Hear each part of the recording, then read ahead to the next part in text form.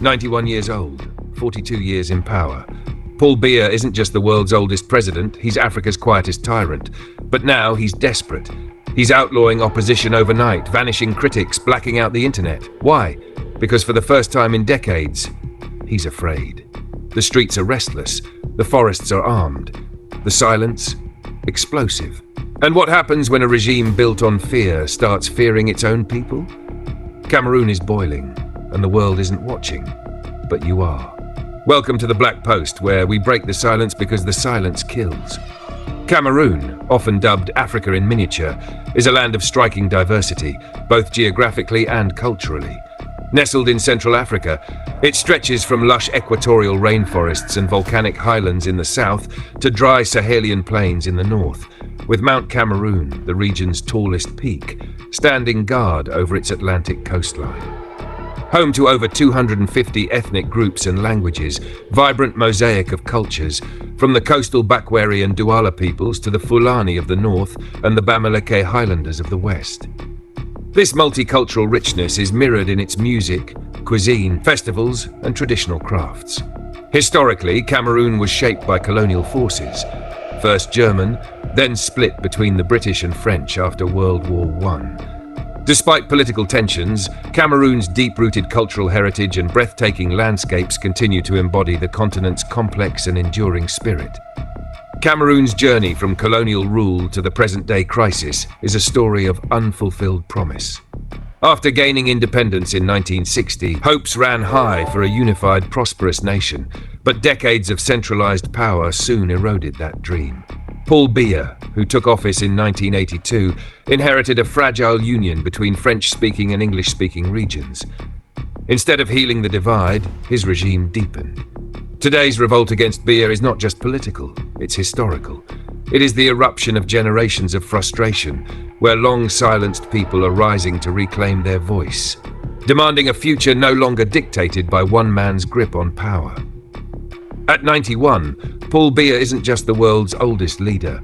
He's also one of its longest-serving, ruling Cameroon with an iron grip for 42 years. Though he hasn't officially declared his candidacy for the 2025 elections, whispers of an eighth term have already sparked outrage, with religious leaders warning it would defy the nation's interests. But Biya isn't stepping down quietly.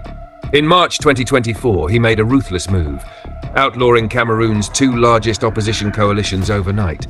No trial, no debate, just a cold, calculated erasure. This wasn't the act of a crumbling dictatorship. It was the desperate maneuver of a man who, despite ruling unchallenged for decades, now feels threatened. With elections looming, Biya is silencing dissent before it can gain momentum. The banned coalitions, once fragmented groups now uniting against him, posed a dangerous idea, a Cameroon without Biya. By stripping them of legal recognition, he rendered them powerless. No rallies, no funding, no media access. Yet instead of vanishing, the opposition has gone underground, regrouping in secret, their defiance growing stronger in the shadows. But Biya's real problem isn't just politicians. It's armed separatists, fueled by rage and with nothing left to lose. His heavy-handed tactics may have crushed formal opposition, but they've also exposed his fear. And when fear shifts sides, power begins to slip. The question isn't just whether Biya will win another term, but whether his decades of control have already sparked the very resistance he sought to destroy. Once Cameroon's opposition coalitions were dismantled, Paul Biya's regime didn't stop there. It turned its sights on the faces behind the movement. Banning parties wasn't enough. The people who refused to disappear had to be broken. Enter Maurice Kamto, a calm, suit-wearing constitutional lawyer who dared to demand fair elections. In most democracies, he'd be a respected voice. Under Biya, he became a target. Kamto wasn't just arrested, he was branded a rebel, accused of destabilizing the nation in a spectacle meant for intimidation, not justice. Over 200 of his supporters were snatched from their homes, some dragged from bed without warrants. The goal? To traumatize dissent into submission. But instead of crushing resistance, it sparked a quiet revolution. If peaceful critics were treated like criminals, then silence wasn't safety, it was surrender. A chilling realization spread. If Kamto can be jailed for a tweet, no one is free. The regime's next move was even darker. Rather than a swift trial, Kamto was left in legal limbo. Weeks, then months of pre-trial detention with no updates. This was soft erasure, a tactic dictators use to kill momentum not with brutality, but with uncertainty. Is he alive, tortured, broken? The silence bred paranoia, fracturing solidarity. Yet Biya's gamble had a flaw. Time doesn't erase fear, it fuels it. And in the shadows, defiance was rewriting the rules of resistance. When Maurice Kamto walked out of detention unconvicted, he didn't emerge broken. He returned as a living symbol. The regime's attempt to crush him had backfired spectacularly, transforming a political opponent into a myth. Cells and charges only proved its desperation, and myths, unlike politicians, don't fade, they grow. But Kamto's ordeal was just one thread in a darker tapestry. Across Cameroon, lesser-known activists, lawyers, students, local organizers faced travel bans, frozen accounts, and midnight disappearances. The goal? Not just punishment, but isolation, to make resistance so exhausting, so dangerous that even thinking dissent felt reckless. Yet, repression breeds ingenuity. Underground networks sprouted, bail funds organized in secret, diaspora lawyers defended detainees, and covert bulletins exposed regime abuses. Every arrest fed the resistance it sought to smother. But while Biya obsessed over silencing critics in the capital, a fire was raging in the Anglophone regions, one that couldn't be jailed into submission. For decades, English-speaking Cameroonians had endured marginalization, French imposed in their courts, schools, and government. When teachers and lawyers protested peacefully in 2016, they didn't demand secession, just fairness. The regime answered with bullets. Peaceful avenues collapsed, and fury hardened into rebellion. Young men vanished into the forests, re-emerging as Ambazonia fighters, trading placards for rifles. Biya's response, a scorched earth campaign, burning villages, mass arrests, and atrocities documented by human rights groups. The lesson was clear. When you refuse to listen to grievances, you don't silence dissent, you arm it. Now, the regime faces a war it can't ban away, proving that oppression doesn't erase movements, it radicalizes them. What began as a language dispute has exploded into one of the world's most overlooked humanitarian crises. But the real battle is being fought online. In 2017, as Anglophone separatists gained ground, the Biya regime made a desperate move. It shut off the internet across English-speaking regions for months. Overnight, cities like Buea and Bamenda were plunged into digital darkness.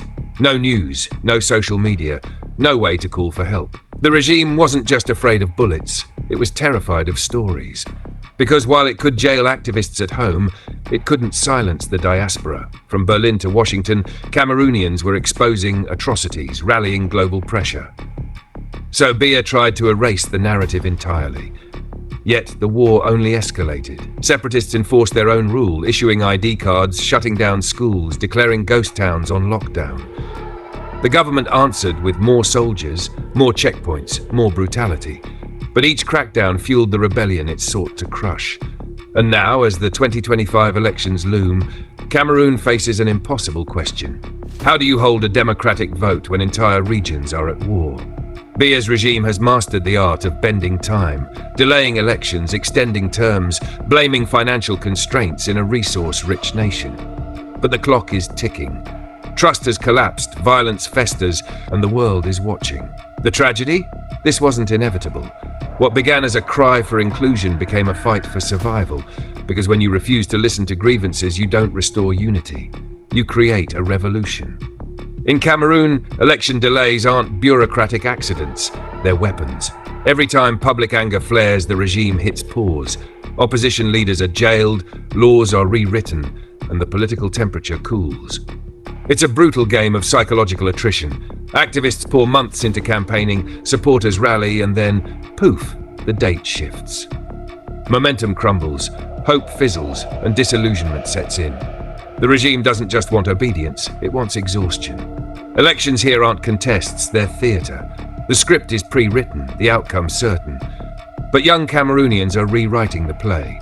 Instead of chasing hollow victories, they're fighting for the right to fight, securing voter IDs, guarding registration drives, and turning bureaucracy into protest. Yet the system fights back with glitches. Missing names, broken machines, vanishing ballots. It's suppressed without bullets, leaving no fingerprints. Now 2025 looms like a reckoning. Will Biya cancel, postpone, or simply rig the vote? Whatever the method, the damage is already done. Each stolen election doesn't just cheat the present, it poisons the future.